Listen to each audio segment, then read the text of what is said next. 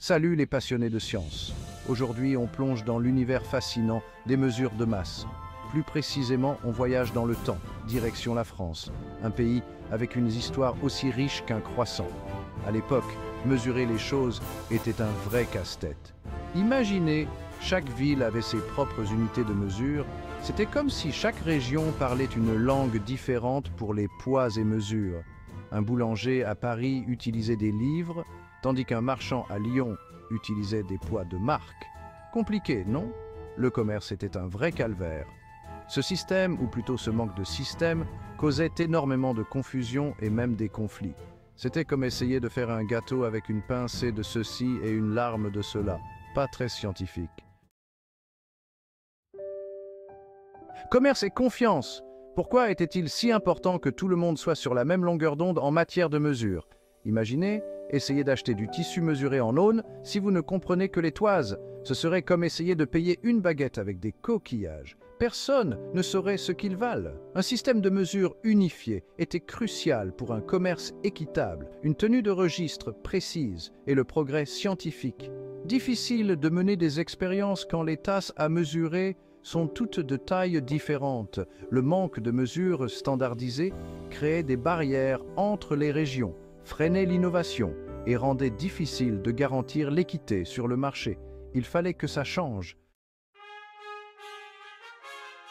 Et c'est là qu'arrive la Révolution française. Cette période de bouleversement ne concernait pas que la politique. Il s'agissait de remodeler la société française de fond en comble. Et cela incluait la façon dont les choses étaient mesurées. Les révolutionnaires ont compris la nécessité d'un système logique, cohérent et accessible à tous. Ils voulaient un système aussi révolutionnaire que leurs idées. Leur solution, le système métrique, ce système élégant basé sur des multiples de 10, était une véritable bouffée d'air frais. Fini les conversions confuses et les variations régionales. Place à des mesures claires et concises pour tous. Le système métrique n'était pas qu'une affaire française. Il a été adopté par les scientifiques et les pays du monde entier, devenant la norme internationale de mesure. Et pour cause. C'est simple, logique et interconnecté. 1 kilogramme équivaut à 1000 grammes et 1 litre d'eau pèse 1 kilogramme. Facile.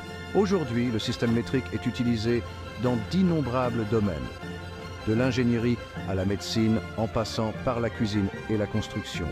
C'est le langage de la science, garantissant exactitude et cohérence à travers le monde.